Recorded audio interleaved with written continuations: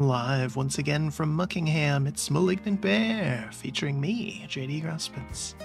Hello everyone, and welcome to the stream. Tonight we're power washing once again, because Powerwash got another update almost immediately after the Alice in Wonderland one, and this is another free update celebrating 2 years of the game being released. Of course, it was in early access for quite a while before that, but the official 2-year date, actually let me check now, I'm curious, is July 14th is the anniversary of this game. So they released some new content, another free Muckingham Files free DLC thing. It's just 2 maps this time. One is a submarine and the other is an aquarium, so perfect summer theming there. But it seemed fun, something we should check out. And then talk about all sorts of fun stuff that's been going on. But yeah, as always, we'll be just having some music in the background while we clean, and that's pretty much it. That's how these go now. So let's get to it. We're gonna do the aquarium, see how long that takes, and we might take a gander at the submarine. I don't want this stream to be super long, so just a short one. How you doing, wishy-washers? I don't know what you saw on your way over here, but the entire Crab Bay area has been hit by a freak wave that obviously includes our Marine Life Conservation Center. Luckily, we were pre-warned by our friends at Caldera University's Seismology Department that something was happening, so we managed to get an evacuation program going for all the open-air tanks in the aquarium.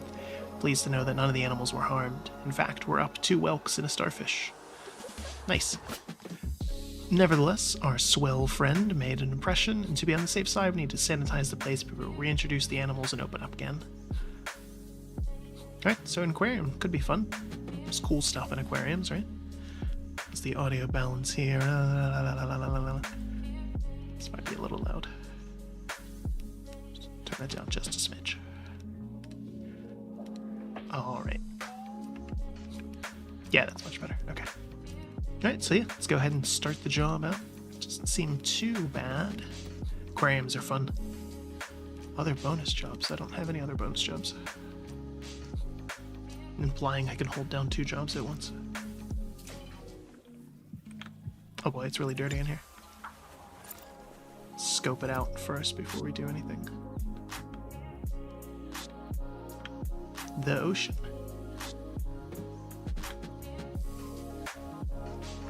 We have to go in there. Oh my goodness. Okay, yeah, this one. This might be a lot. This might be a big thing. Okay. Oh boy. Right. Well, we'll start at the beginning, I guess, and just keep going. Pretty cool though. Let's see. Vista Pro, short extension, triple nozzle, why not?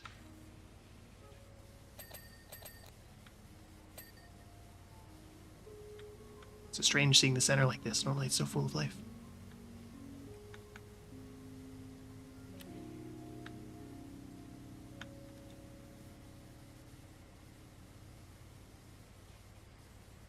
In fact, you're one of the only people to see it like this in decades. Aquariums are pretty cool though. Always worth checking out.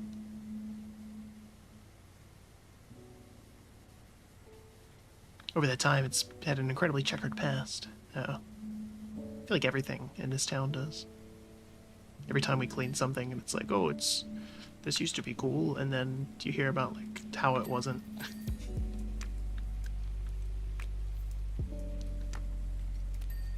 Okay. Maybe this won't be too bad. Look at that, we're already at 2%. Just like milk.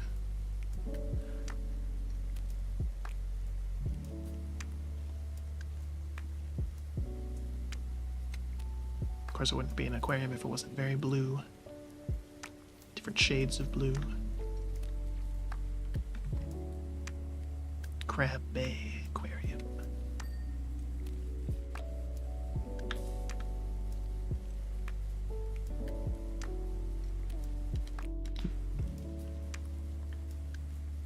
get a good clean going, and then... See, obviously we've played this recently. Wasn't planning on returning to it, but I also didn't want there to be more updates in between and then have to like fit this in, and it's still current enough that it's relevant and all that. It also helps adjust with some changes in the schedule. We were going to play EDF 6 last week when that came out. I've been looking forward to that, talked about it a couple times. Nowhere in any of the pre-release materials did they mention that it was going to require Epic Game Store. Like that sign-in and everything to play it, even offline. So I bought it. They revealed that several hours after it had been launched, and then I refunded it. So, Epic Game Store is good because they give you free things. Epic as a company is incredibly weird and shifty. They get hacked fairly regularly. They desperately want their own walled garden. Tim Sweeney is jerk, their CEO. A lot of their money comes from the Unreal Engine and nickeling and diming game devs with that, and also investment from the Chinese government, which isn't inherently a bad thing. We've played plenty of good games that have been financed by them as well. But it's a little weirder given some of the privacy concerns the Epic Game Store has and their online components and everything.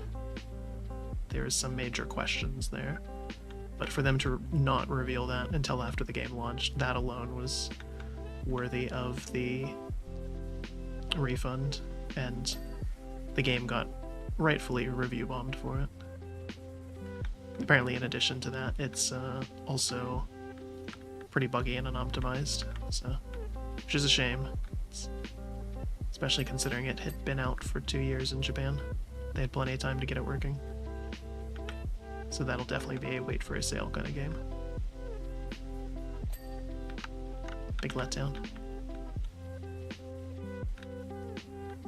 But yeah, that was going to be either Thursday or Friday. I was going to do that, and then that happened and just kind of took the wind out of my sails. So, short stream week last week.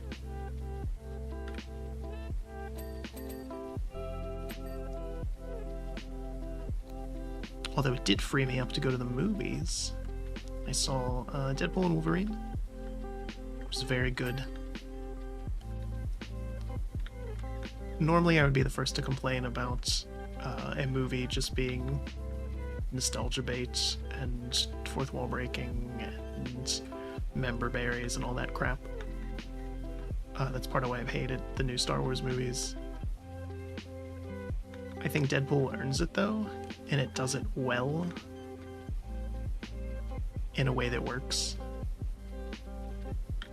Like, I saw Multiverse of Madness and it was fine.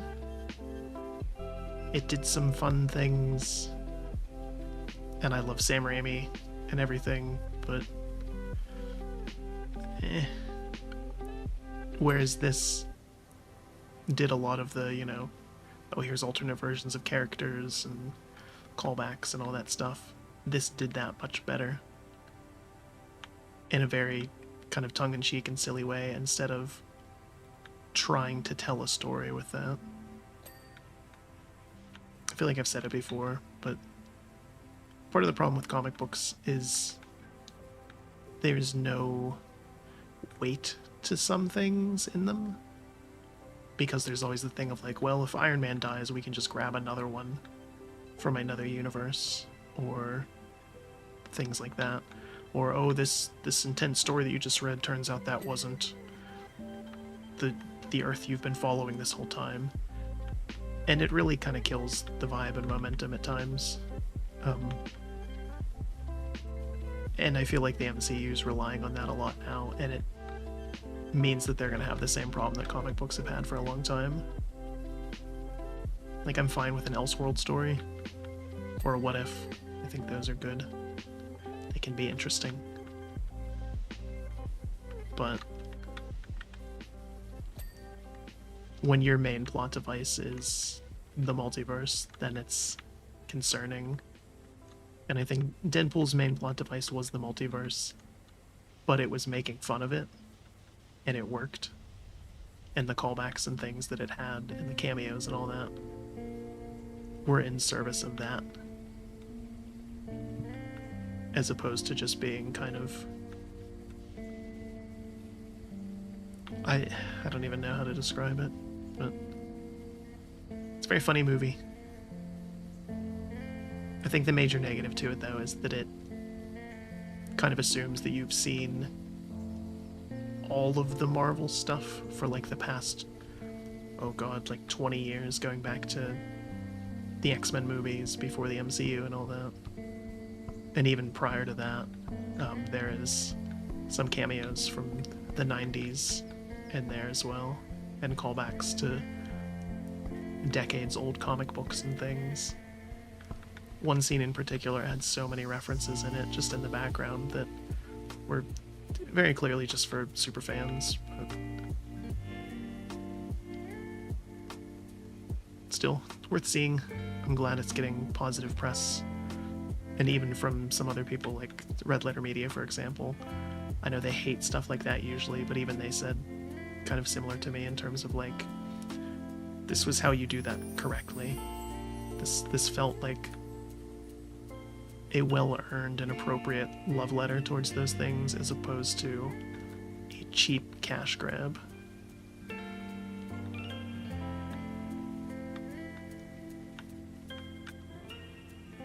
So that was what I did instead of playing PDF.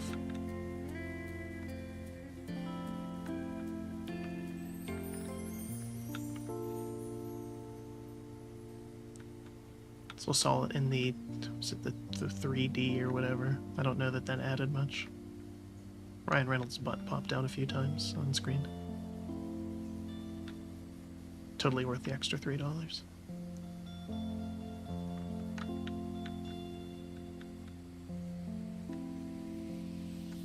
Always good to see Hugh Jackman as well.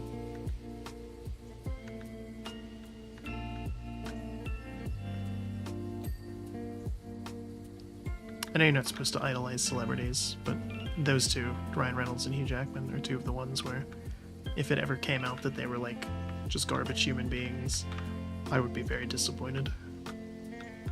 For most celebrities, I just kind of assume they are and don't care. But with them, I think that would be bad.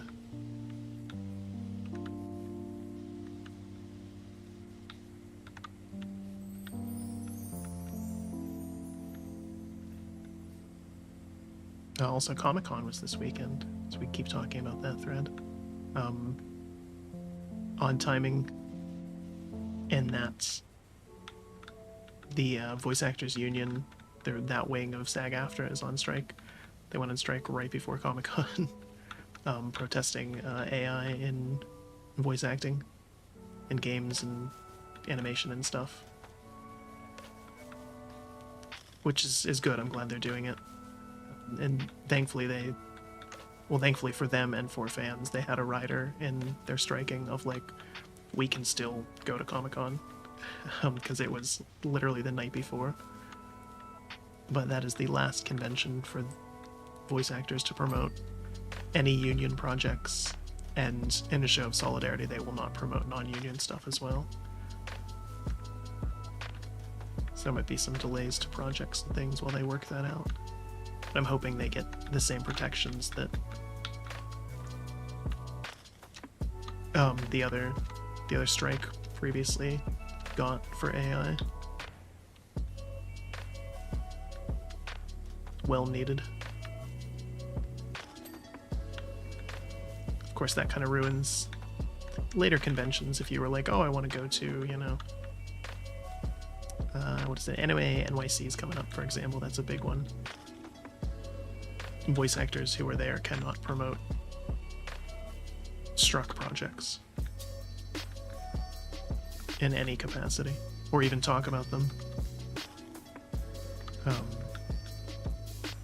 I went to a convention one time and it was during a strike, and there was like a panel of voice actors, and at the beginning of the panel they're like, we cannot talk about X, Y, and Z, and at one point somebody tried to ask a question about it and they were just like, nope, you're done, that's it, we can't talk about that.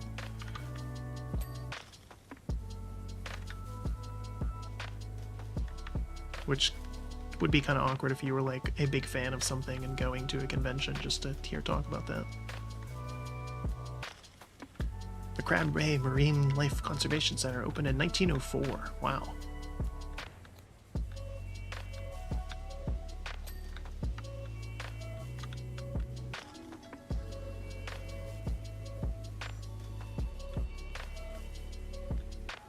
Legend has it was inspired by Phil Anthrop's tearful daughter who found a 5-legged crab on the beach and demanded something be done.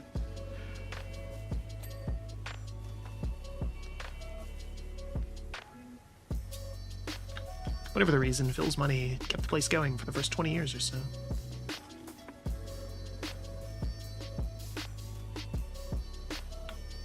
Finishing here before we go on. But speaking of the MCU, the big announcement at Comic-Con was them just ignoring whatever storyline they had going on with Kang and the multiverse, which is for the best.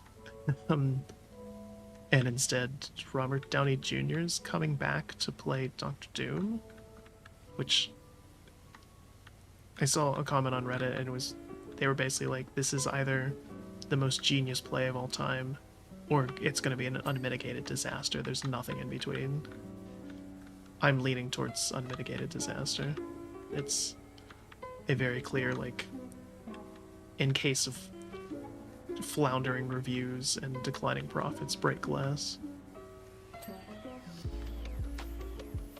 If he plays Victor Von Doom and keeps the mask on the entire movie and all that, and it never comes up that he is Tony Stark, or that the actor was, or anything like that, I think it could be good. If instead they do a terrible multiverse plot where he's a variant of Tony that turned into Doom and the Avengers have to grapple with that, I think it's going to be garbage, and I'm worried that that's what they're going to do. Oh, where's that spot?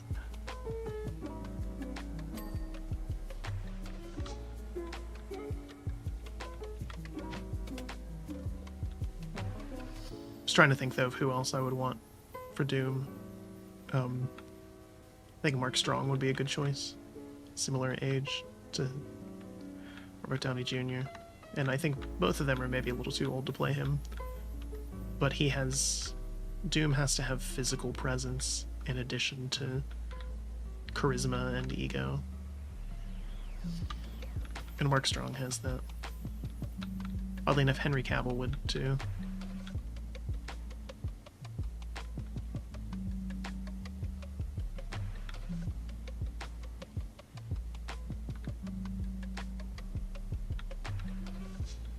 But yeah, I don't think that's gonna go super well. I would love to be wrong. Fantastic Four themselves are pretty boring, but Doctor Doom is arguably Marvel's best villain.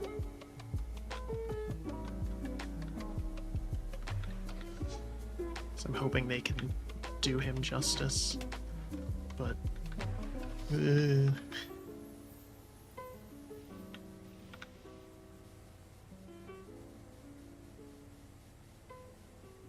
can't remember what, if any, other like major announcements were there, but that was the big one that everybody was talking about.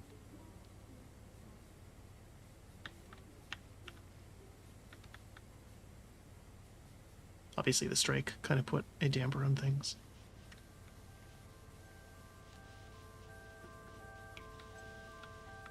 And again, a major damper for other conventions this summer.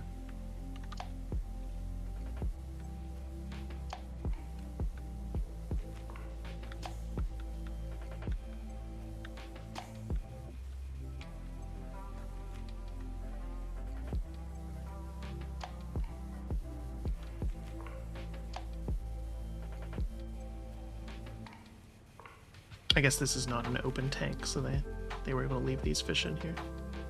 Makes some sense.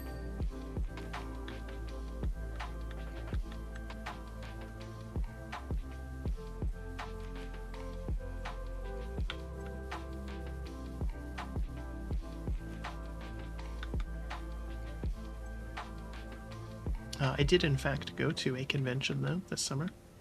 At some point, I will not say when. But in the past, I went to a convention this summer. It's a lot of fun, as they often are. I went in cosplay, as you do. I will not say what I cosplayed. Although I will say that I felt old because more and more I did not recognize the cosplays of things. And the other people that I saw cosplaying the thing that I was, or similar things, were all older as well. And that sure makes you feel a way.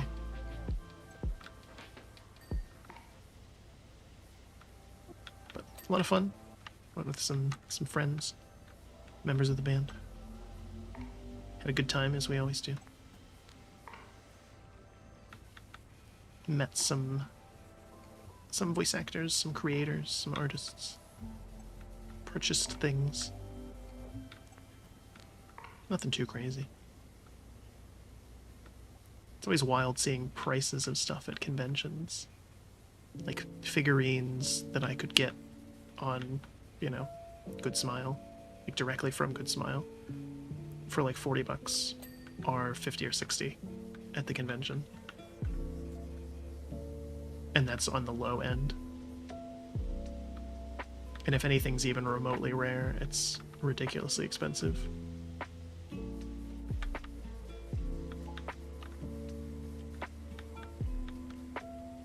So no big purchases, just some small things.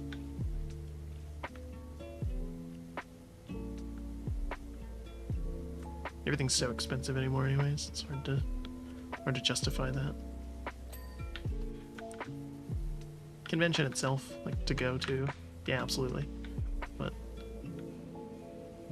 isn't anything here?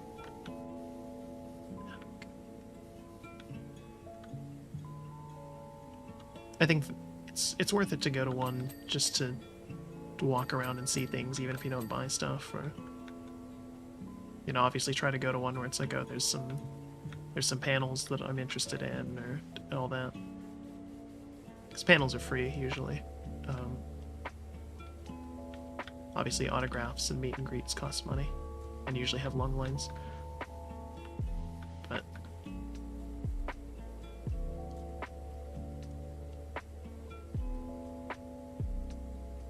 most conventions don't have, you know, the big announcements. They're just smaller things, but again, it's a cool atmosphere, just worth checking out from there. Oops. I need to rebind that. Switching nozzles like that. I don't think I've ever actually wanted to.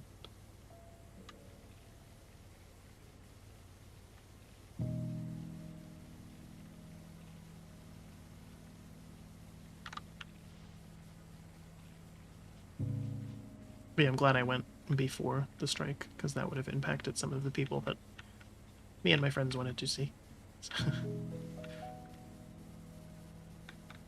And it does play into me.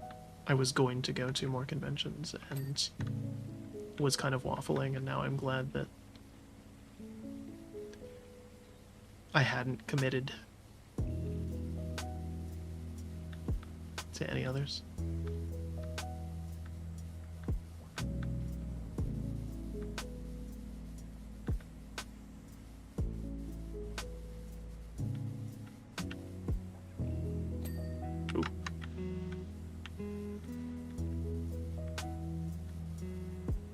Oh, that's just part of the wall. Okay.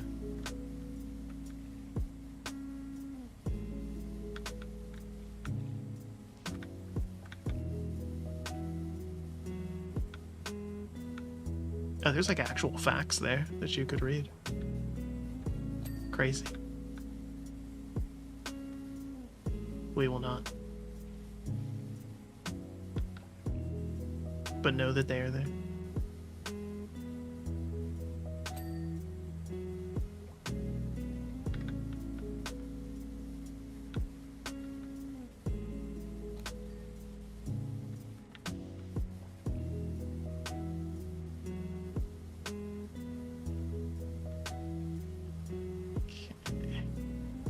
Over here so we know where the kind of the border of the room is.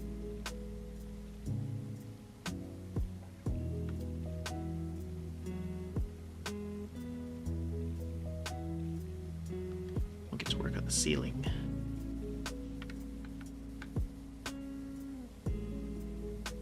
This is very therapeutic, especially with this music.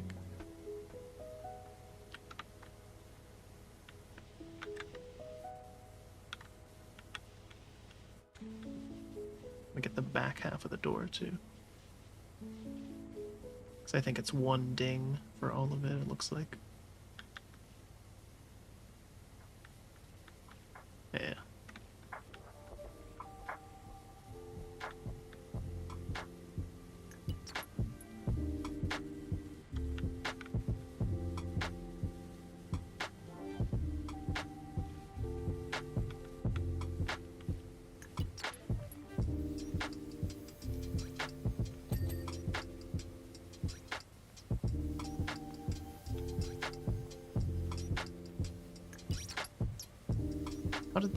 I don't understand how it got this filthy in here. I could understand if we were cleaning like an outdoor aquarium. This seems a bit much.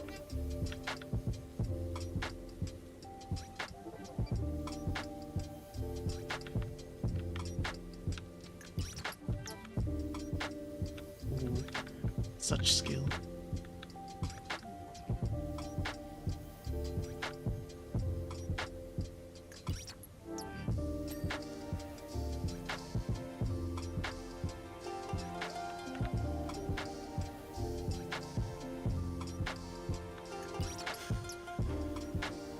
But yeah, I definitely feel bad for people who were like going to Anime NYC or Otakon or some of the other like big ones this summer. So those are very voice actor heavy panels and or conventions. The two of the bigger ones left for the rest of the summer. And that's certainly going to impact those. Still be fun even without creators and things there, but definitely puts a damper on them. But it's for a good cause that those protections need to be in place.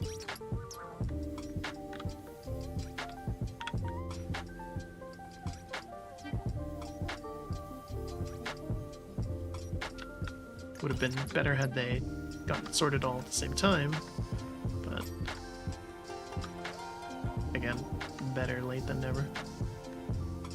Or better late before it's too late.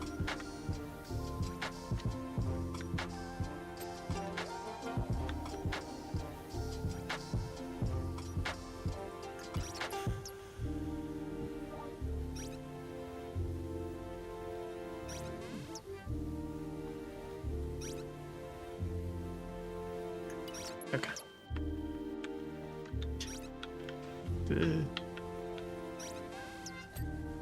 Can't stand just looking in here and seeing how filthy it is, but then there's also all of this still.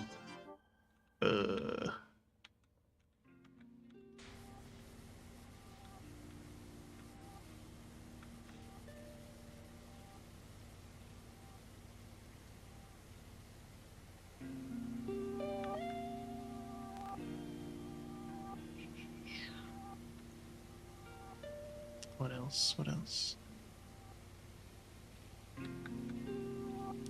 I thought about mentioning this when we were playing Hi-Fi Rush, because it's sort of similar in a way, in terms of aesthetic. But I've been playing Zenless Zone Zero, that came out. It's the newest MiHoYo game, Toyo Voice verse, I should say, whatever they're calling themselves now. And it's similar to Hi-Fi Rush in terms of aesthetic, and like music inspired and all that. It has a lot of very clear lo-fi hip-hop things and kind of classic rock and grunge and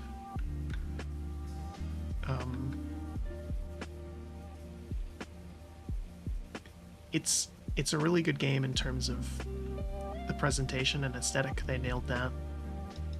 It's a universe I want to explore, and it has characters I want to know more about. Gameplay-wise, it's... I don't know, it feels a lot like kind of, you know, my first beat-em-up, which isn't a bad thing. It plays well on both phone and computer. You can do some cool stuff in the combat pretty easily. It's not as in-depth as I would like, though. And the combat is really short. Most missions have things where it's like, to finish this fight in under 2 minutes. And on average, it's like not even half of that if you know what you're doing. Which is just enough time to kind of get into a groove and then it ends. Which I'm never crazy about. Especially in a game that has satisfying combat, and this does. Like, it's not bad, it's just I want more of it. And there's no way to get that. The exploration gameplay outside of the combat is the weird, like, TV system. They're very clearly going for, like, a lot of kind of Persona-inspired things with it. And the social aspects, like exploring the city and all that, and meeting with characters and everything, those work. They nailed that. The TV gameplay, not so much. Fortunately, Phil went bust in 1927 and custodianship of the Marine Life Center was transferred to local entrepreneur Wilberforce Trust. It appears, looking through historical financial transactions, that Thrust's primary interest was in making a quick buck from selling the prize exhibits. Oh. That's unfortunate.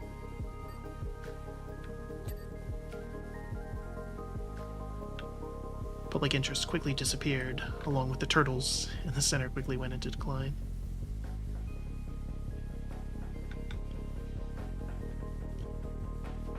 Yeah, they have a lot of fun character designs in it, though. Like of the ones that are out now, you know, there's like the android guy, Billy, who's a huge fanboy for Totally Not Power Rangers. The maids and Butler, who's just a furry. The wolf guy, Lycanen.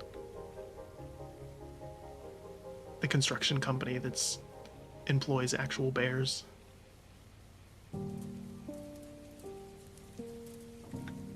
Like, there's a lot of fun with it. And just walking around the city and finding things and meeting with the various NPCs and all that is really, really comfy, really well done. But I want to like it more than I do. The UI is atrocious, too. I think that's my biggest complaint. Everything takes at least 1 or 2 extra clicks than it should. And visibility and findability of things is really bad. So many things have really similar looking icons.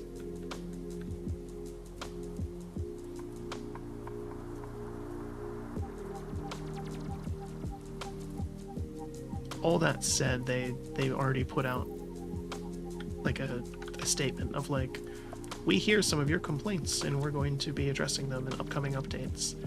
And some of them are things that I have issue with, which is good, and other things that I hadn't even thought about, but absolutely could be better. So they're aware of it, which is good. I think it has potential in the future. It is a little concerning, though, because some of the complaints that I have and others have leveled are the same ones that people had, like, more than a year ago in the last beta, and they just didn't address.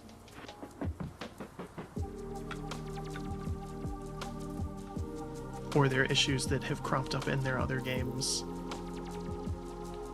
and that those games have fixed, and this one just released with that in that state, and it's a little weird and concerning.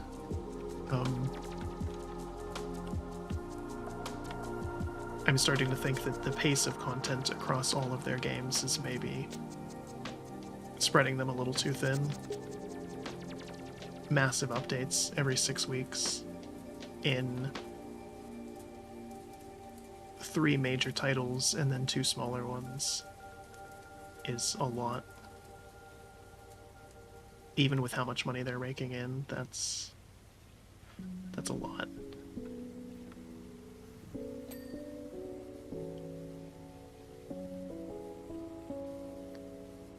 I think Natlan, the big expansion coming soon in Genshin, is going to be really telling of whether or not that's just a problem of scale that they can work on, or if they are hitting some serious problems. We'll see. I hope it's good, but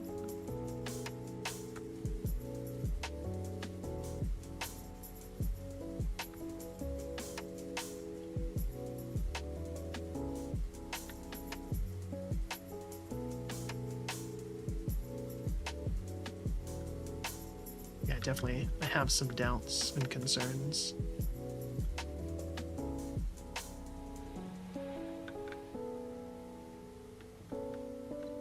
I think we mentioned this in the last time we did this, actually, of the complaints about Genshin in particular with Natlan, of it being inspired by like indigenous Ring of Culture tribes and societies and everything, or Ring of Fire cultures, tribes and societies and things like that. And still all of the NPCs that they've shown, all of the new characters are just still lily white for the most part, maybe a slight tan, is not good. Like, representation and everything is very important, and paying proper homage to other cultures. Like, if you're gonna do it right. They haven't said anything about it, despite all the backlash they've gotten, and they probably won't. But if they do adjust, that will put more strain on development times and all that, which is the least concern. I would much rather they do it right. But I was thinking about that as well, in terms of Natlan is the region we've seen the least of and heard the least about, both in-game and in terms of like leaks and everything. There has been next to nothing about it, and it's a little odd.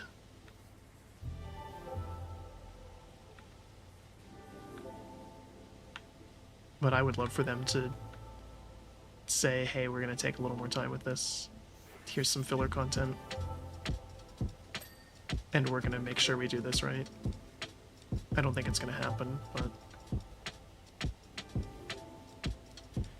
it's a little disappointing when, like, they showed the new Pyro Archon, and she's named after the Maori god of fire, and it's just Himiko from Honkai. And, you know, I love Himiko. Who doesn't? I'm hoping they don't kill her off this time. But, kind of not a good look for that. The controversy writes itself.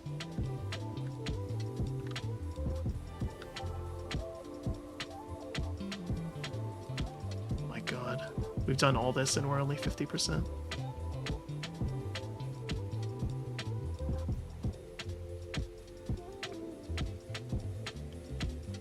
Even Star Rail, Penacony was phenomenal for the first, what, two or three patches, and then the conclusion was kind of weird and rushed. It's obvious that they're setting up future things with it still, but they had those first couple chapters of Penacony were phenomenal. Some of the best writing I've seen in a game in a long time. And then for it to end the way it did was like, oh, did you just like run out of steam or what happened here?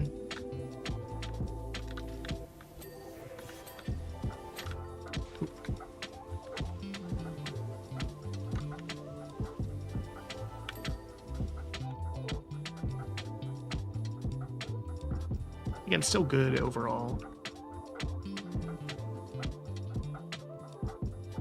And again, even with Zenless Zone Zero, it's not a bad game. It's just, I kind of wanted a little more, and it's concerning to see some of the errors that they have made in it. But it's not irredeemable. I don't know that I'm going to play it long term though, like I do Genshin and Star Rail.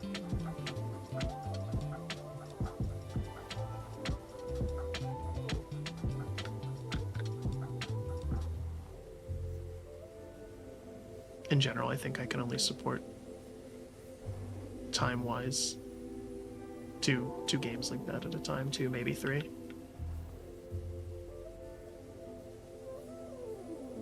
And Genshin and Star Rail work, because Genshin I can sit down and play like actual sessions of, because it's a big open world game, and that's fine. And Star Rail is really well optimized as a turn-based game. You can just play on your phone, like when you're sitting in bed, or, you know,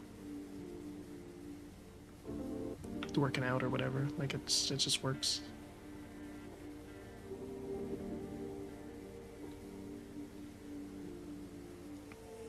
But ZZZ, despite being fairly short and casual, requires a little more attention than that, I think. It kind of straddles a weird line where it's like you could play it on your phone, and it would be fine for like doing your dailies and all that. I wouldn't want to play it long term as a phone game, though. And then if it becomes a PC game, then it's a PC or console game, then it's competing with other things for time and attention.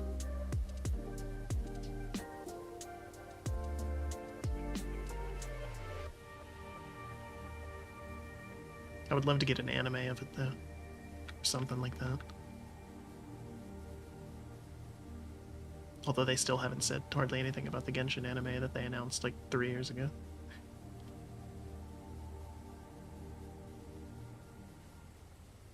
Big studio was working on that too. Who was it?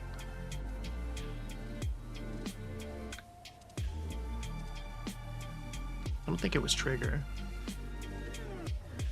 I think they're doing, pretty sure they're doing the reboot of Panty and Stocking.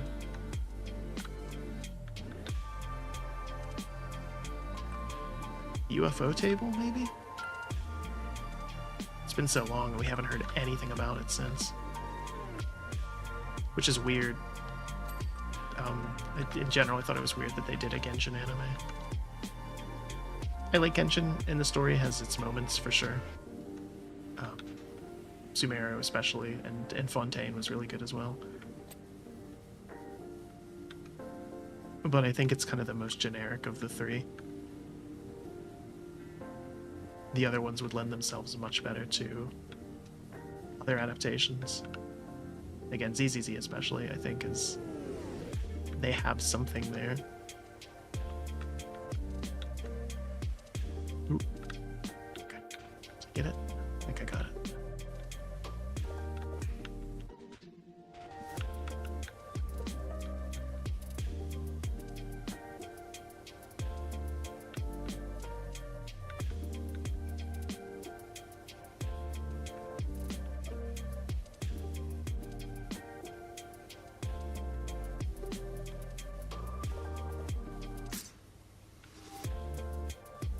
That's what I'm playing now. I guess speaking of games like that and gacha games and having too many at once, I did stop playing Withering Waves. I was checking it out for a little bit, and I treated it as I would like a regular game, and that I had a goal and I wanted to accomplish, and then when I did, I'm just done with it. So I fully explored the whole map, and did all the quests and everything, and I had fun with it. And I hope that they continue with it for the people that are playing it, and it keeps getting better, but it didn't have enough to keep me going long term. The writing was a big issue there. The combat was really good, the writing was not, and there was just lots of other kind of jank with it that was hard to ignore. Someone described it as it has big "we have Genshin at home" energy, and I think that describes it pretty well. At its trough in 1953, the Marine Life Conservation Center housed nothing more than 7 anemones and an angry turbot. I don't know what that is. Following Wilberforce Thrust's absconsion later that year, the ownership was transferred to a local trust.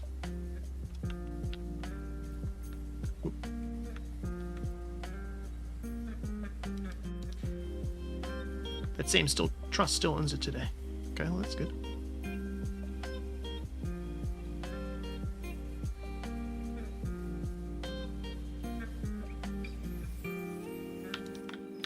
But yeah, I enjoyed the combat in Withering Waves. Can I not climb this? What the hell's going on here? There we go. The combat was good. I like some of the movement tech for exploring the world. I thought that was fun. Which probably kept me playing longer than I should have.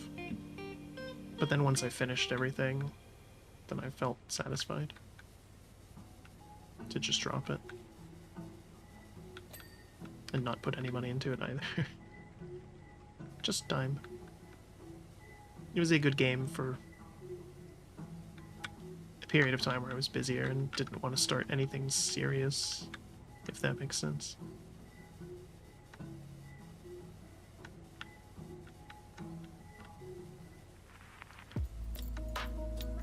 Again, I hope they keep up with it and it gets better, but I don't know that I will go back to it.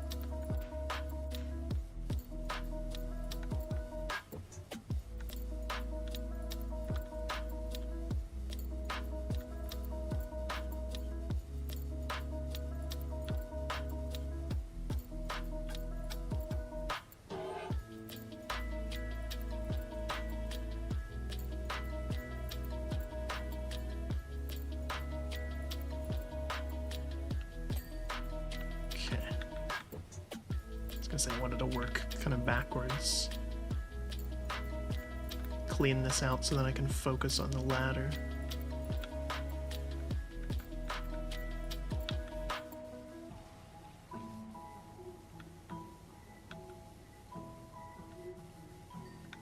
But yeah, playing kind of lower stakes and less graphically intense gacha games was ideal this summer because it's been too hot to have the GPU cranked.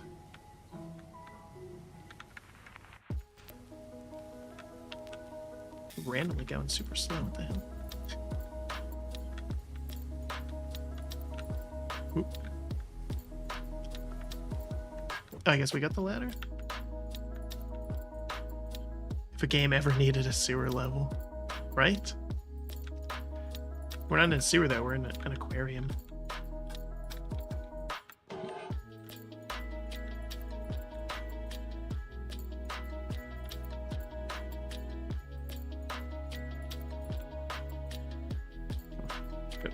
Go up the ladder. I think a sewer level in this game would be a little too on the nose.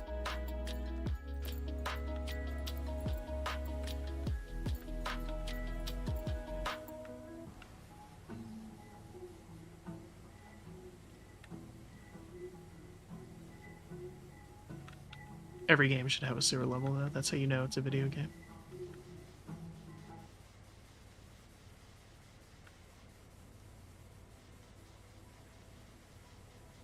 Everything should have a sewer level.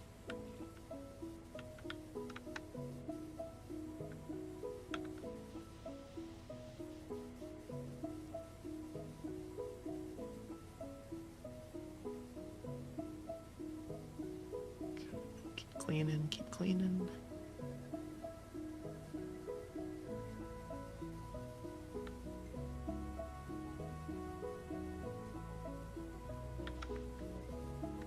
Ladders are such a pain to clean in this game.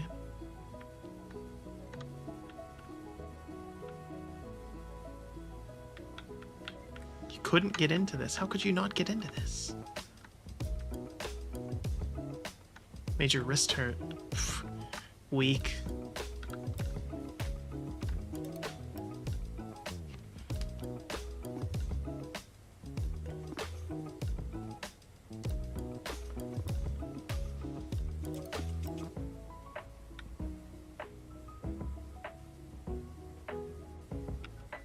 I guess I could see this being pretty hard on your wrist, especially if you were doing controller.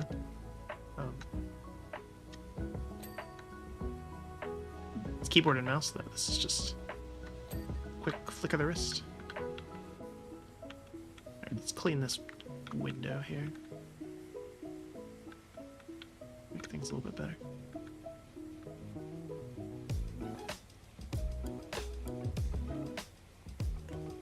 It's a big ticket item in terms of our clean percentage, I think.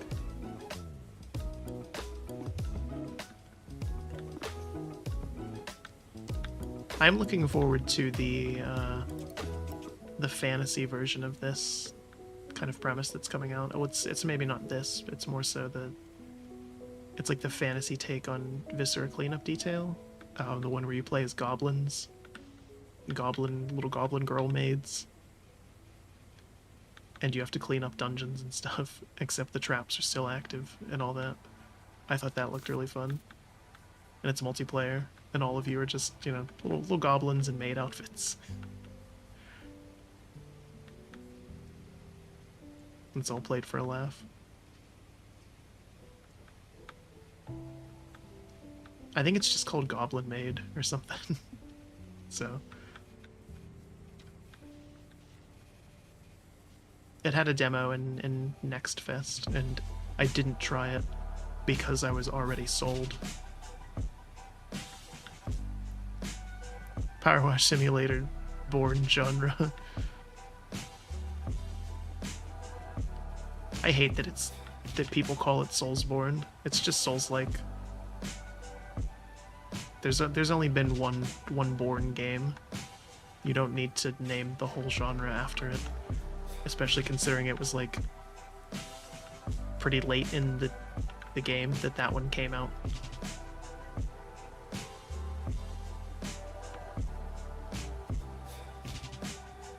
You know, there was like, they released, what was it, four different games that had Souls in the title before Bloodborne. Although I've said it before and I stand by it, Souls-likes are just 3D Metroidvanias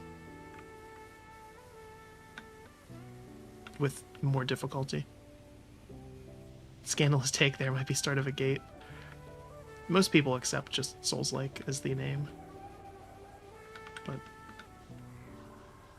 And I have seen more and more people lately also kind of come to the realization of, like, Dark Souls is just a Metroidvania.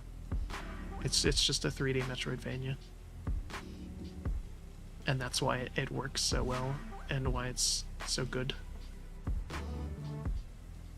It's a 3D Metroidvania with action combat. And high difficulty. Oh, thank God we don't have to clean the ceiling in here.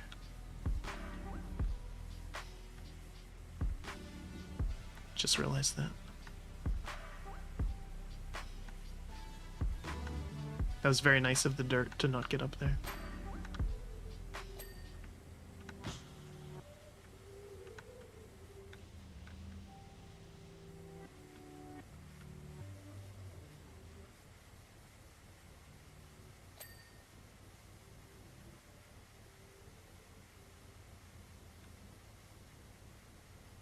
In some of my downtime, I've been watching another bigger YouTuber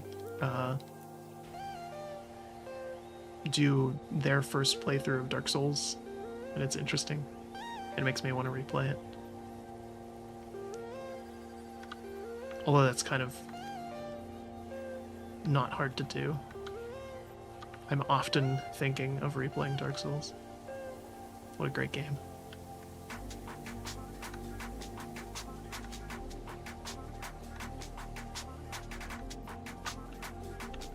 Was there still so much dirt here? What the hell?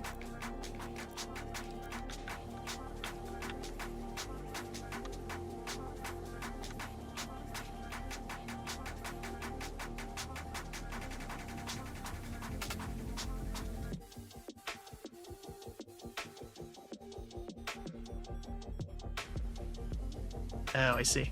Okay.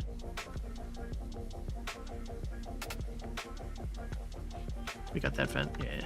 Okay. Oh, there's a little castle in here.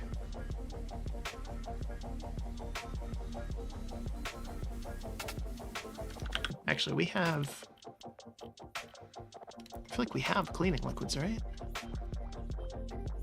Plastic cleaner? Is this all plastic? That seems dangerous for the fish. I guess fish are probably used to microplastics by now. Just like we should be.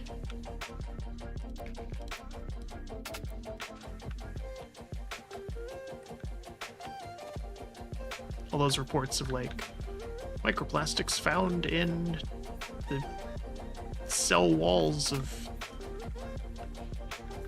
fetuses in uncontacted tribes. It's like, oh, that's... Boy, we really screwed something up there, didn't we? So that doesn't seem right. I don't even think I can jokingly say it's probably fine. That seems like a major problem.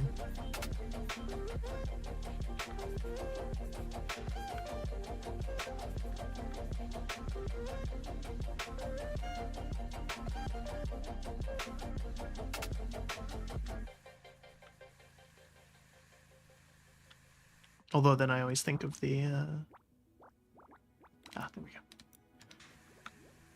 The George Carlin joke where he's like, oh, maybe Earth evolved humans because it wanted plastics. That's our whole purpose. It doesn't care about us, it just wants plastics. And maybe. Who am I to say?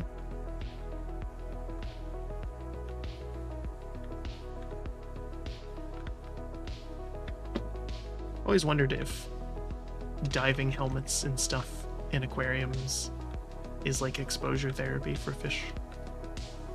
You know, get them used to people, divers, Dave the Diver.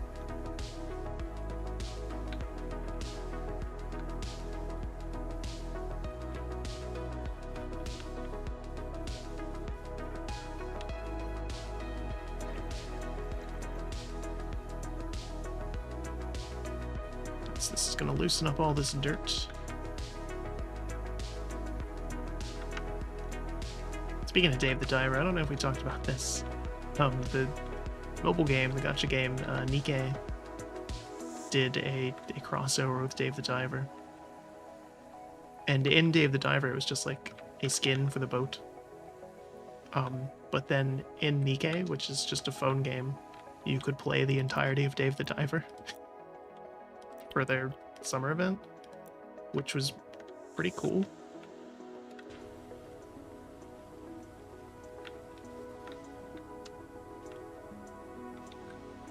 There's stuff in the giant clam.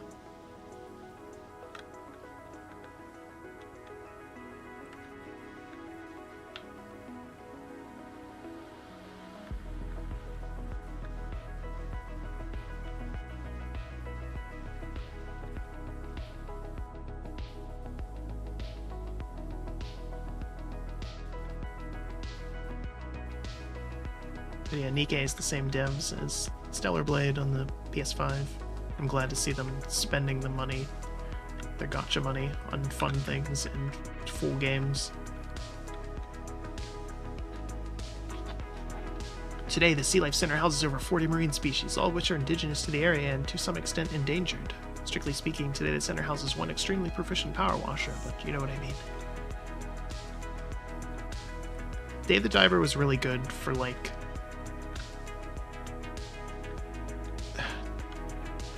15, 20 hours or so, maybe a little more than that, or a little less, depending on how fast-paced you were. Once you got a little further, and then it started... There's a part where you basically, like, have a farm, and it kind of sucks the fun out of it, and just becomes a little too much of a management sim. But when it's just you diving for the fish and exploring a little bit and then running the restaurant, I thought that was the perfect balance. It had a lot of charm to it as well. It's very clearly a lovingly made game. They had fun making it and wanted you to have fun playing it. Again, up until the point where it was just like, there's too much going on here, and there didn't need to be.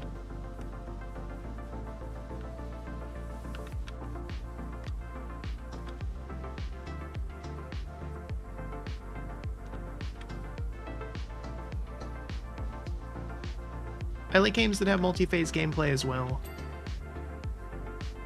Except if it's not done super well, where it's like, here's just another thing you have to manage, and also you're still juggling all of the original things, and they haven't gotten particularly easier, you know?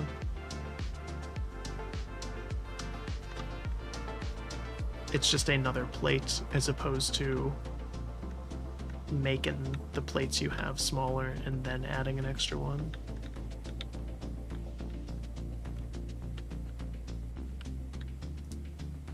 I too dislike games that don't do things well. Yeah, okay.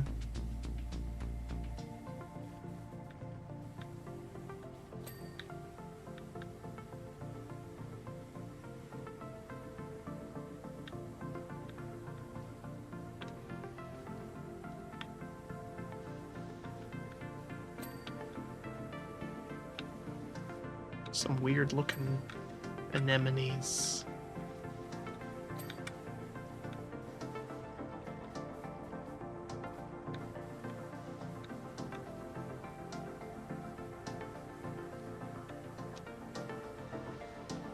I haven't touched Vampire Survivors in some time. I think I'm over it.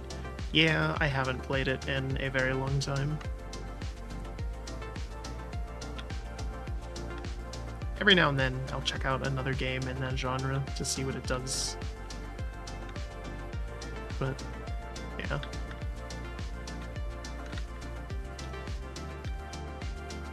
I'm glad it exists. They're fun concepts.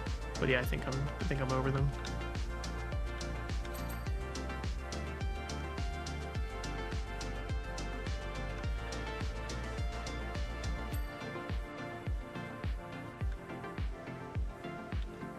Farm the crap out of it, you have infinite money, but it's not fun to have that or to start over. Yeah. I can see that.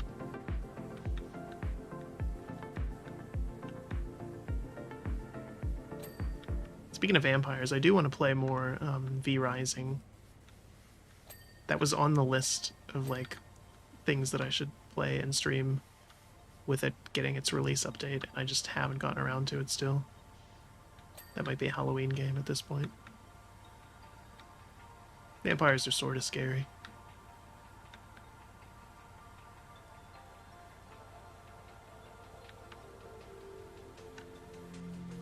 I feel like they used to be scarier.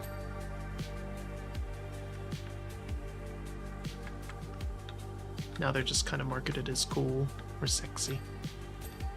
I blame Twilight.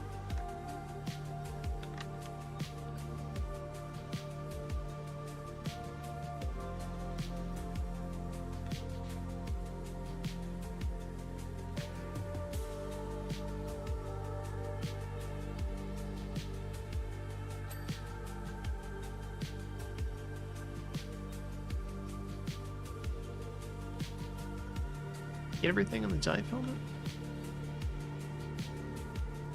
Guess so.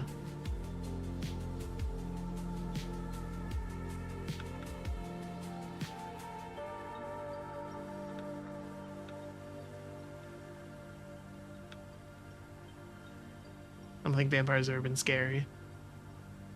Viewed them in the same light as superheroes. Huh, that's interesting.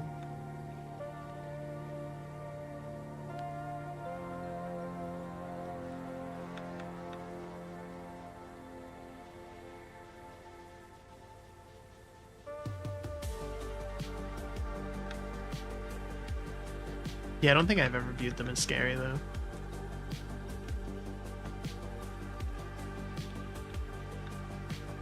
Skeletons are way scarier. There's one inside you right now. Never forget.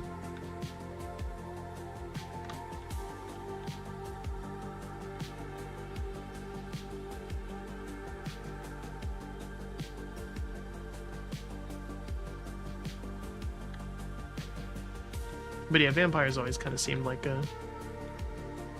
Even if they were real, would be sort of a non-issue. Like, oh man, you're vulnerable for like a big chunk of the time. And to a thing that's really common. The sun.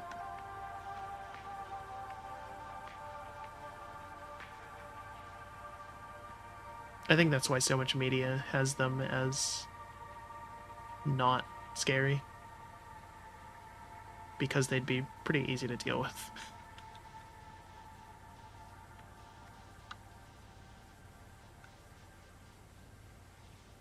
Yeah, no, you can't come inside, sorry. Like, oh geez, you're real allergic to that spice I like a lot. Sucks.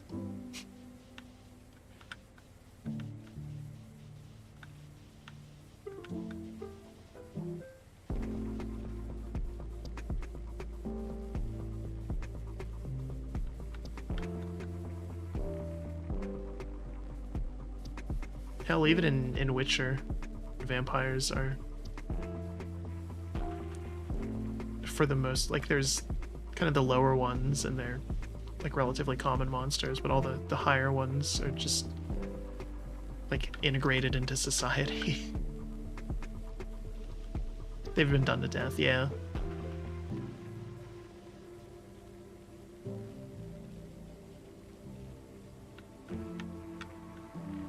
Or undeath, yeah. It's...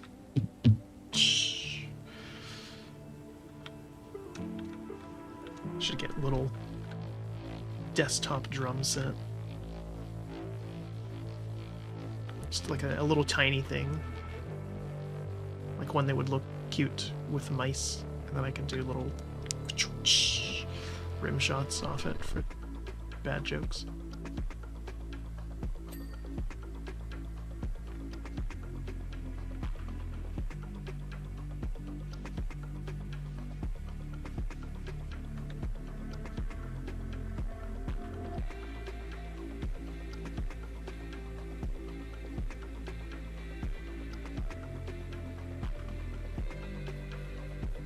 Man, no wonder this aquarium's having trouble though, if it's this dirty.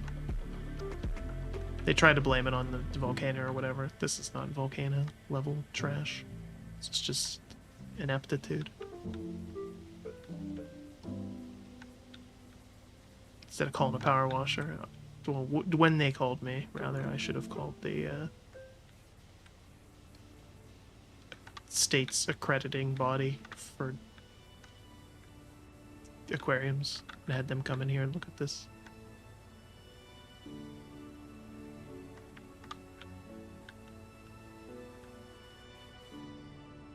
Yeah, fun fact, you can look up like zoos and aquariums and stuff, they have to have accreditation and support, or they're supposed to.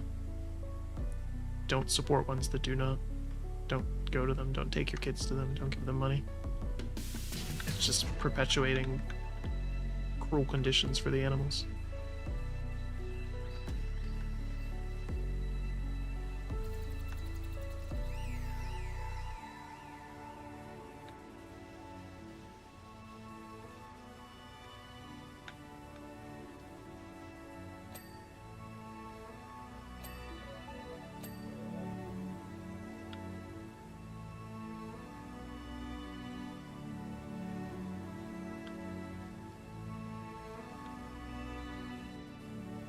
It's always weird though that there's a whole bunch of like zoos and aquariums everywhere in the world.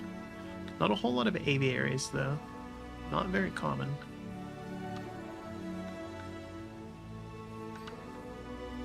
Like some zoos will have various birds, but like a dedicated aviary is pretty rare.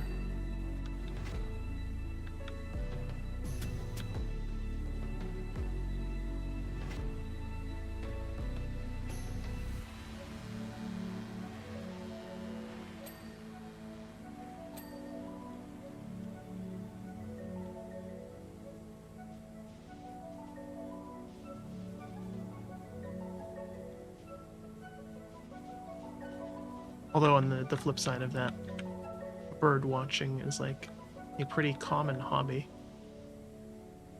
Whereas going on safari is not, at least not anymore.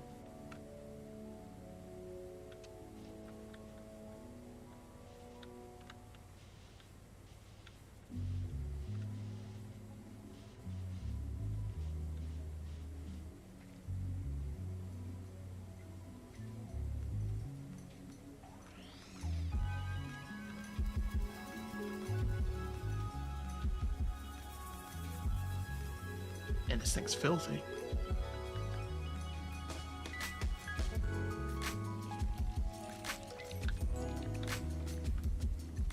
Yeah, one of those things you could do on your porch. I mean, depending on the birds you have around. But yeah, there's like, you know, the Audubon Society for just going and looking at birds. And, you know, they sell a book, and you can just be like, yep, I'm gonna go in the woods and look for some of these. Whereas there isn't...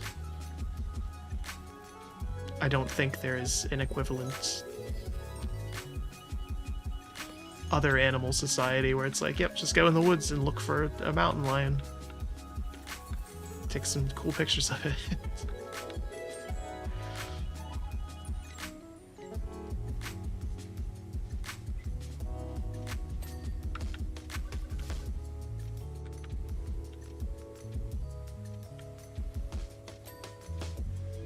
I mean, I guess you could just do that on your own.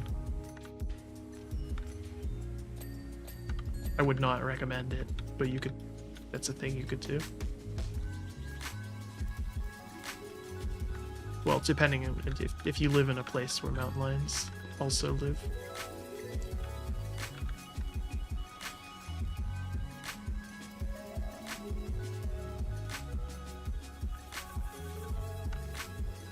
Although realistically, you're not going to see one. Pretty skittish.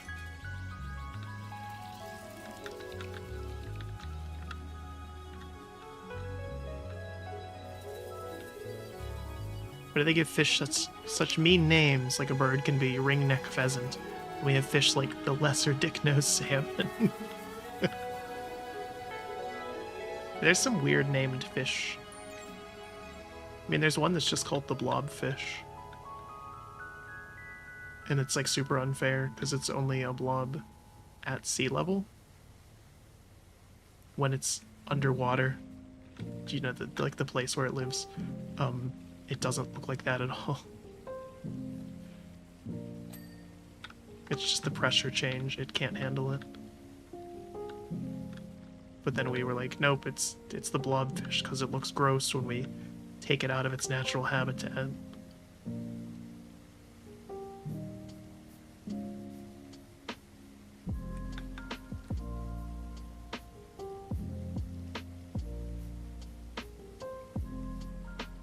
Smooth-brained trout.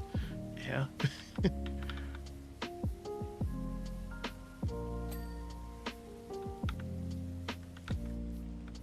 Poor and ugly sea bass.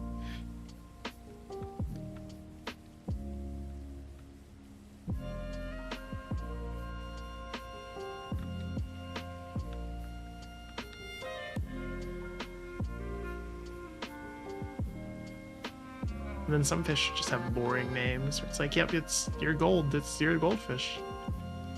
Hope we never find another one that's that color.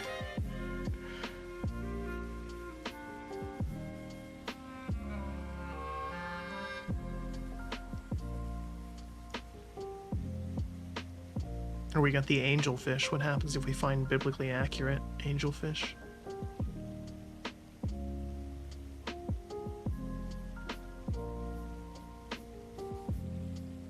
It's gonna be weird.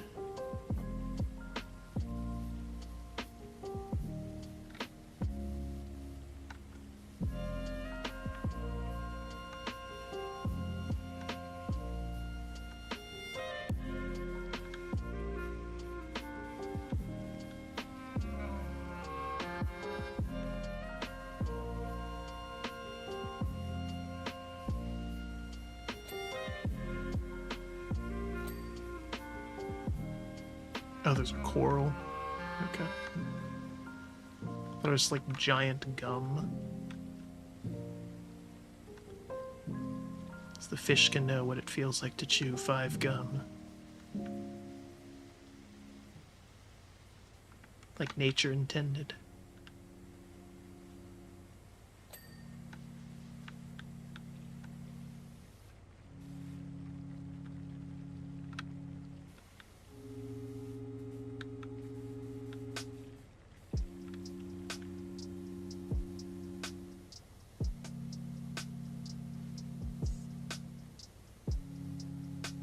So I've been an orbit bubble mint guy.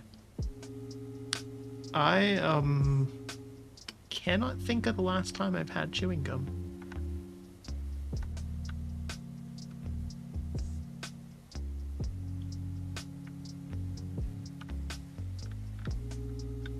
All of them kind of suck. Like they might have flavor for, you know, a couple minutes.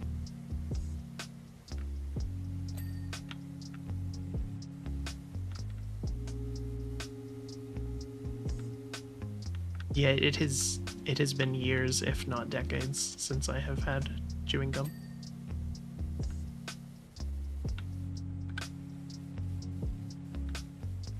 Like I'm genuinely struggling to think of the last time I had it.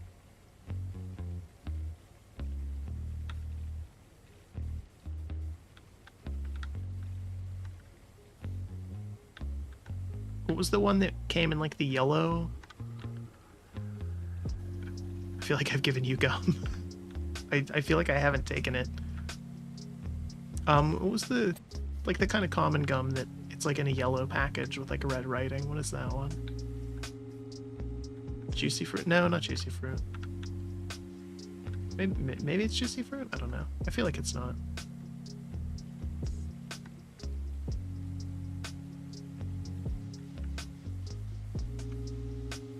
They still make Big League Chew.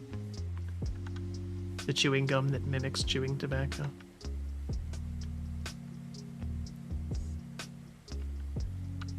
Not the expert here. Or no, maybe it is juicy fruit. I'm thinking of Fruit Loops.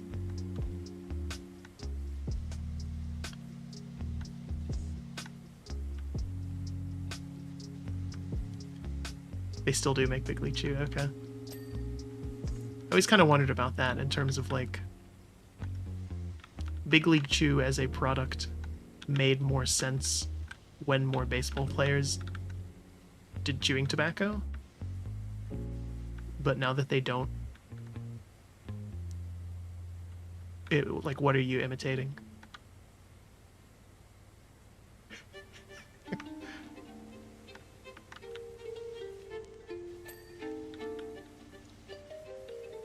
I guess now a lot of them have sunflower seeds, but even that is imitating the old chewing tobacco habit.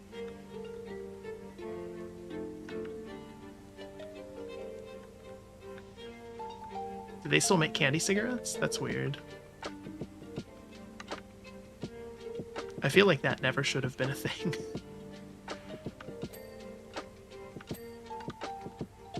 Okay.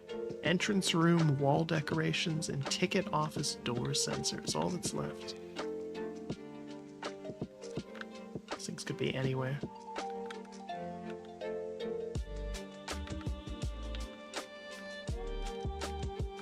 Haven't seen candy cigarettes anywhere in a while. Okay.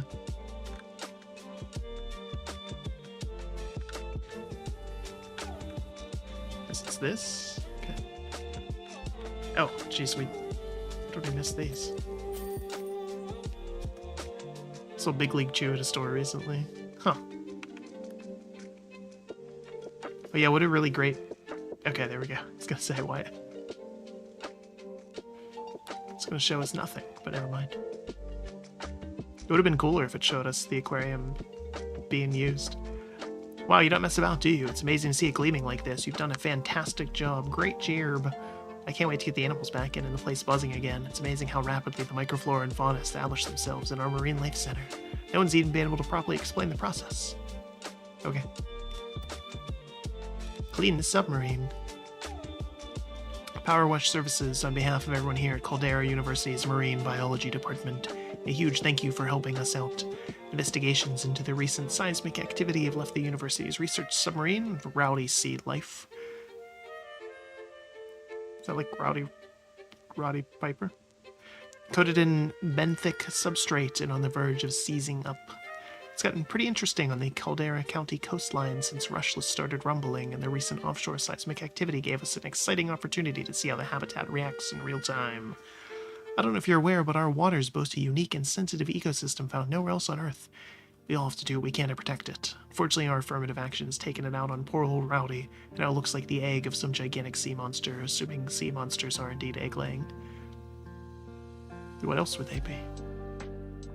Reset progress and other bonus jobs. I don't have that. Do need a drink, though.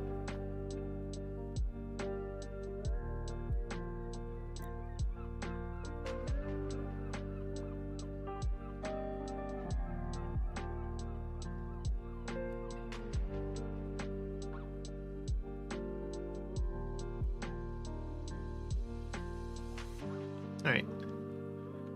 I don't know that we'll fully clean this on stream. The vehicles in this game are just always kind of boring. I'm glad that they didn't ham-fist in a car into the Alice in Wonderland DLC. That would have been pretty terrible.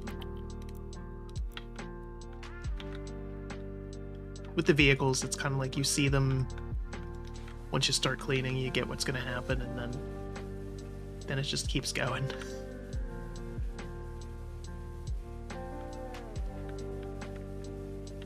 Thanks again for your help. You're paying me.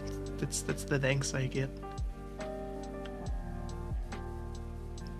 So many people willing to wash a sub coated in a discharge of hundreds of species of invertebrate. Gross. You could have kept that to yourself. I didn't need to know what this was. Do you know how much the biology of marine invertebrates? I couldn't even read that sentence correctly.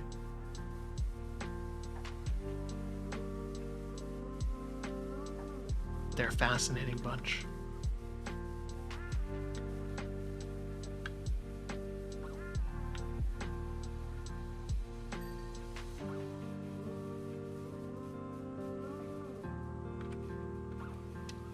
Submarine looks kind of like a Pokemon. Like a crappier, newer generation Pokemon. It would just be called Submariner or something. And its first form would just be like Mini Sub.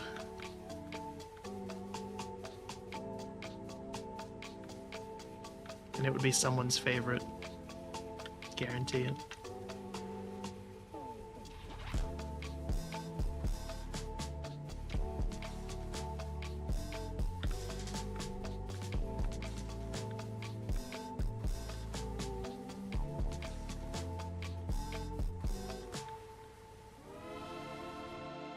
Actually, wait, what are we doing here? We have cleaning liquid, right? Oh. Glass cleaner for the glass that we already finished. Pretty much.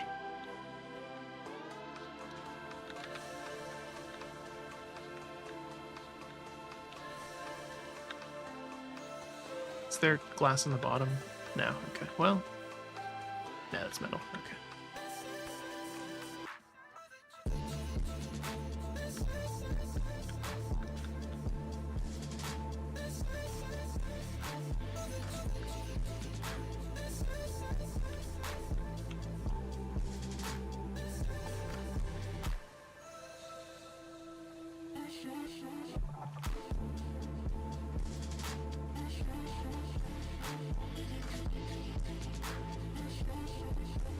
I have to wonder if this DLC wasn't finished beforehand and they had to release it later because of the thing with the sub from last year. I could see that. Was that last year? I feel like that was last year.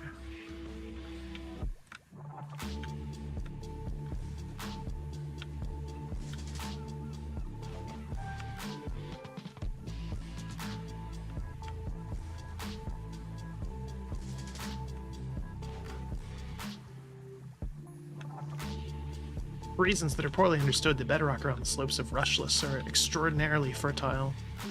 That's not a misunderstood thing. We know that about undersea volcanoes in life. Like heat vents is where a lot of marine biology focuses. Organisms of all kind with remarkable grow with remarkable rapidity, and I miss the rest. I was so focused on the fact that she's a terrible marine biologist with a doctorate even. Come on.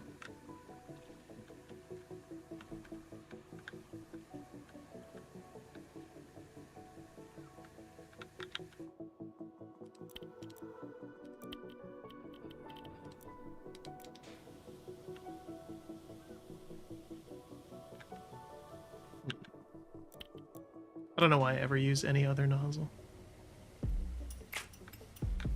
I deserve the best. Every time.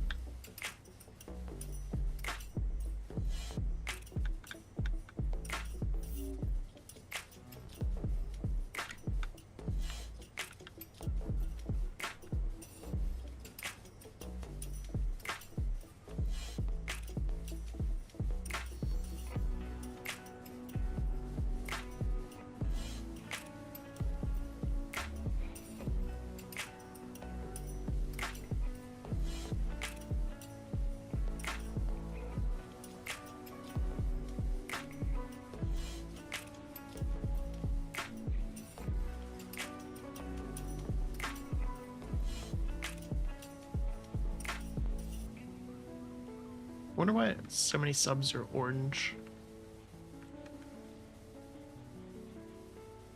I'm sure there's a reason behind it. That's like a common submarine color.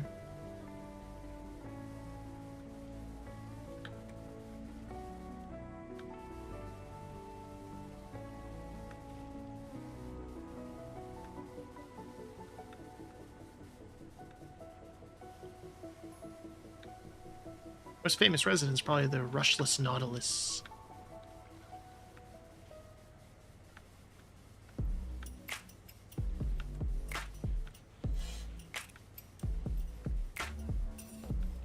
This amazing cephalopod is related to the squid and octopi, but shelled, like the now extinct ammonites.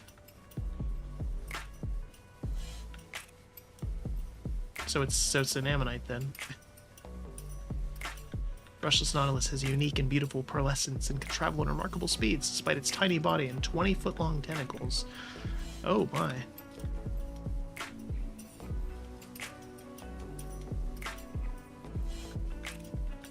Nautilus produce the ink you see on the viewing windows.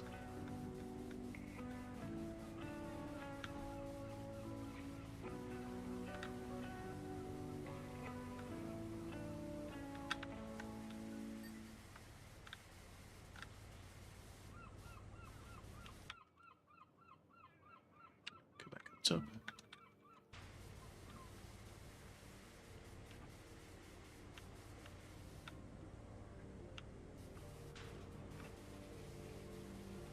I did not see the ink on the viewing windows because we cleaned those so quickly. Too good at my job.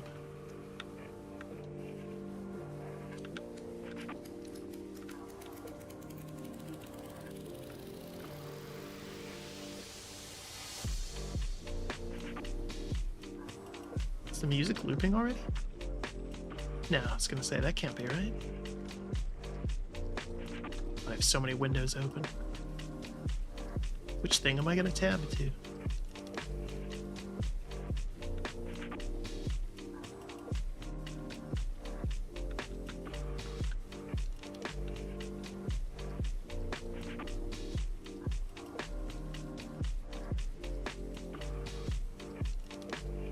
This now makes 2 nautical-themed DLCs this game has gotten.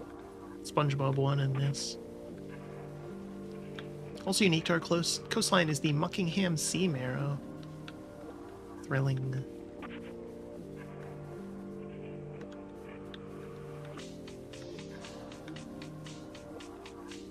It's the world's largest member of the sea cucumber family. Interesting.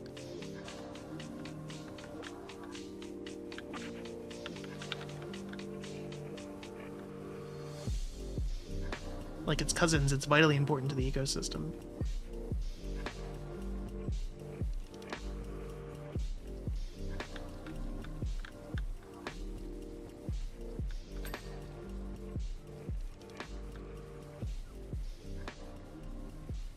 It absorbs organic matter and poops out on the most pure substrate, helping to protect against algae blooms. Yeah, that's pretty important. Get some of those for that pool I don't have. Sand deposits you see on the sub's hatch from the sea marrow.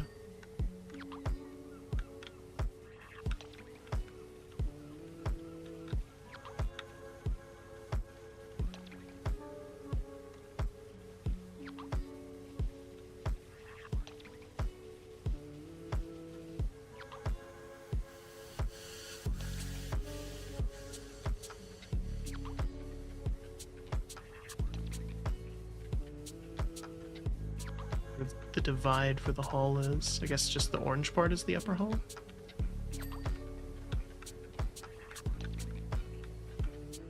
How did we still not get the periscope? Ah, that'll do it. Every time.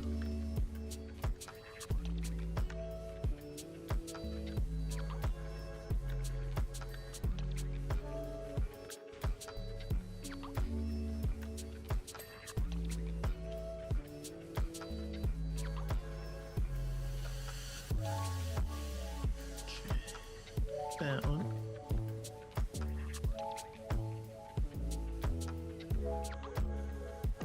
I saw the trailer for the Yakuza TV show. It's coming to Amazon Prime, and it shows us basically nothing, and I'm terrified. I feel like they're gonna screw it up real bad.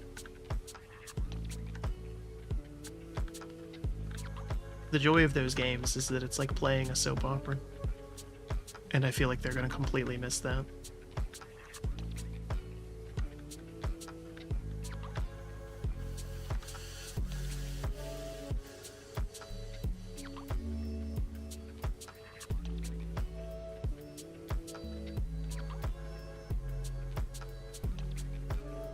Also, they're probably not going to actually bring in actual Yakuza members to consult like Sega does. Which is still my favorite thing. They have actual consultations with like real Japanese criminals to make those games, and then they're just over the top and ridiculous. And apparently the Yakuza are fine with it. They think that's the coolest thing.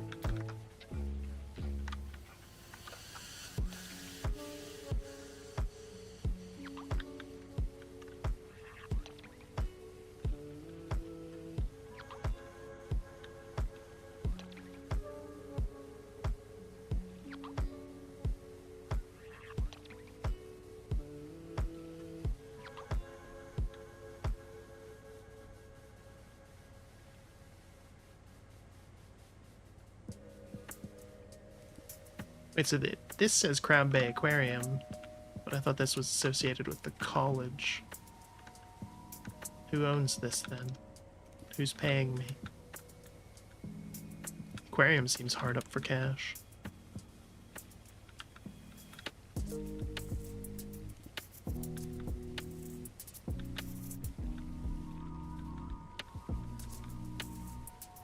But a college, they have an endowment that they will never tap into, but they could.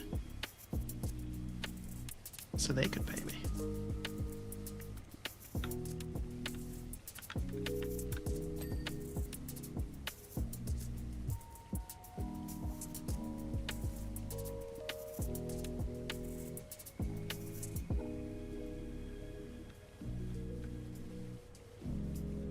Even if enrollment tanks, just duck into that fund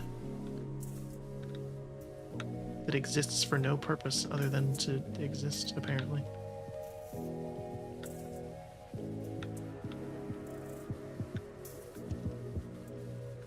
It's always fun seeing that in the news when it's like, such and such college is, or university is having issues with enrollment or has a budget deficit and blah blah blah. They have a $6 billion endowment. Like, okay. What are you doing with that?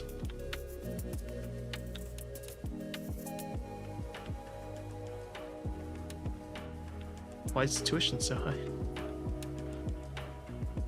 Lastly, it would be remiss not to mention my absolute fave, the Caldera County barnacle.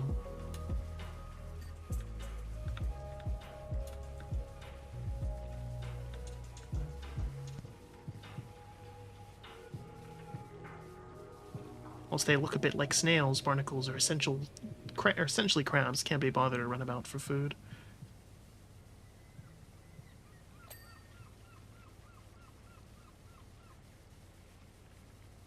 Instead, they latch themselves onto something and use their legs to waft food into their mouth instead.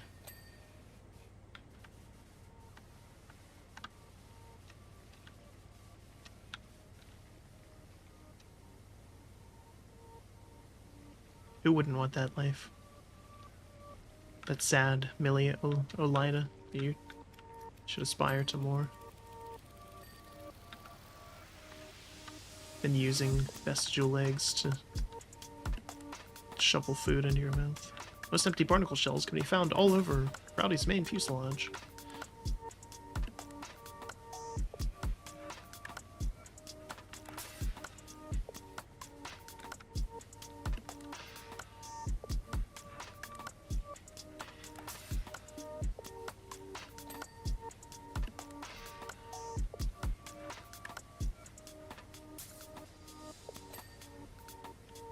Finish the upper hull.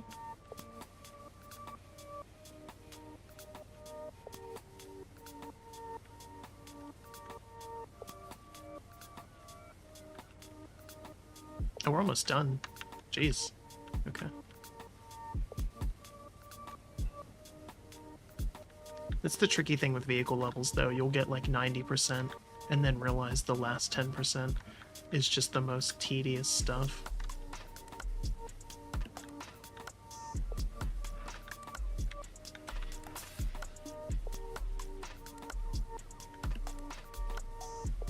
Oh, you didn't clean under the third wing nut in the aft engine of the second wing.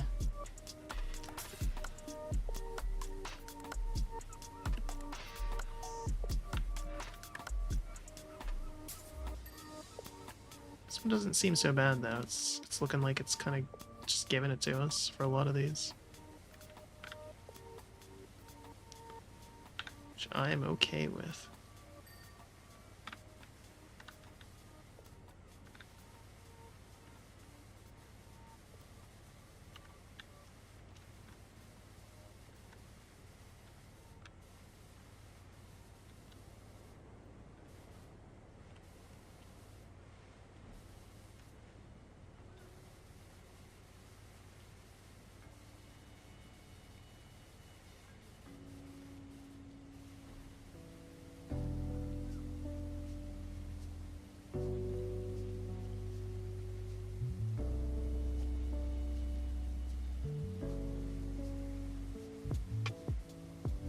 We had ladders and stuff. I did not see them.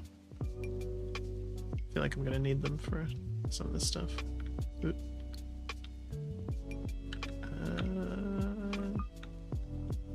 Step stool.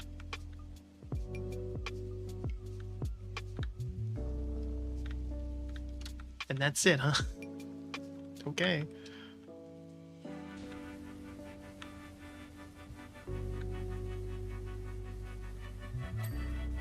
Alright. I was gonna say, if I have to do inside of this thing and it's gonna be cruel about it.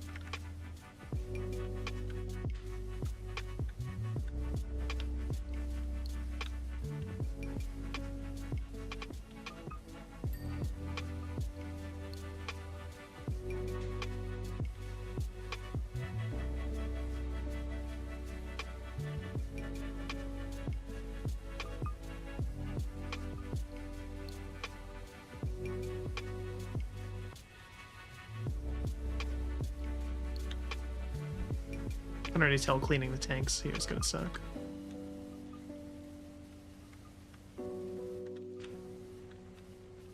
Oop, wait. Okay, never mind, there's a level right here, so this might work. I was worried how I was gonna get up in there, but this might be it.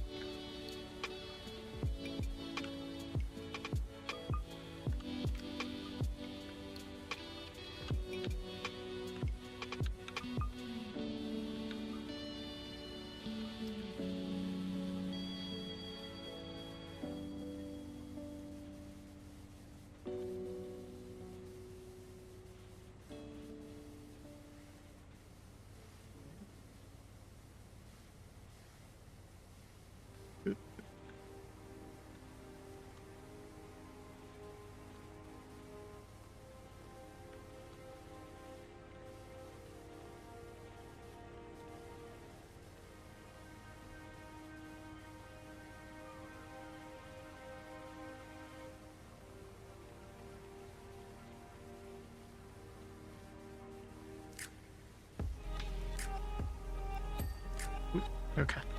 Good, good, good.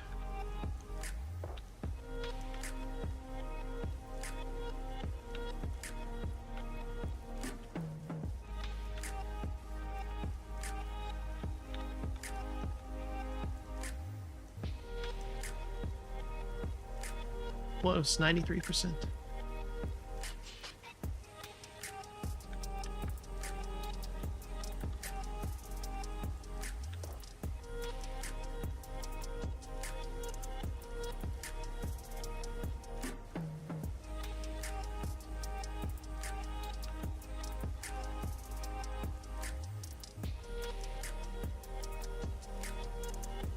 Like we missed something up top then. Oh, there we go. Robot arms.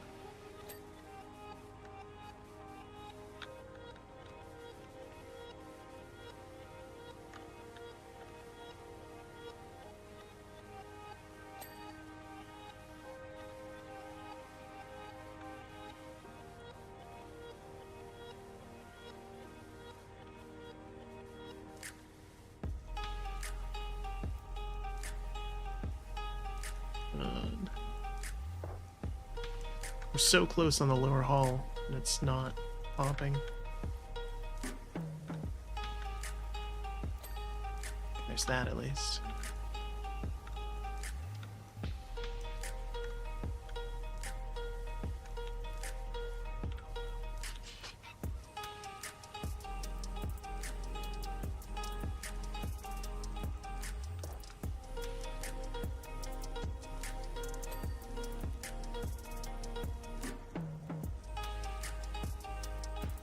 So yeah, that's the ballast tanks on this side. Just need this one. Oop.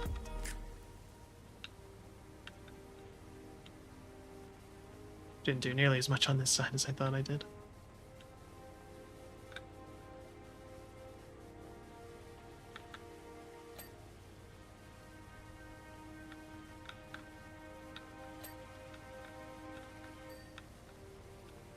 Okay, there's the lower hull.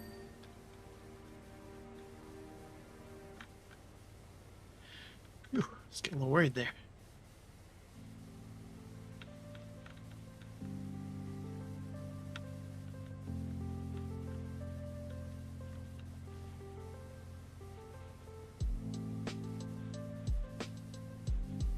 Might have timed this pretty well with the music, too.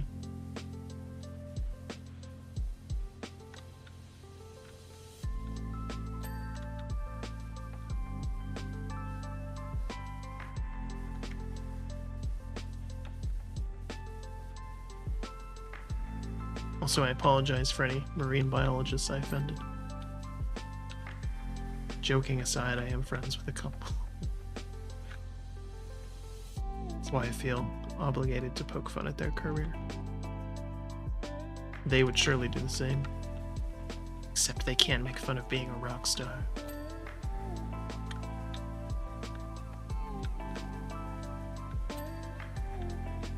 Okay, the hull porthole. The coating tower hatch is all we need.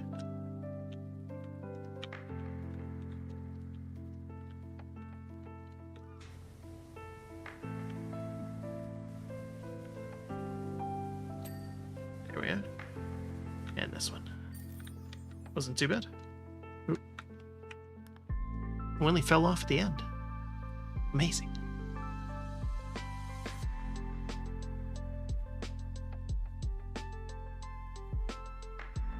Submarine looks clean as a whistle, if whistles indeed be clean. They are not. I would have thought they'd been half-bound in spittle. Yes.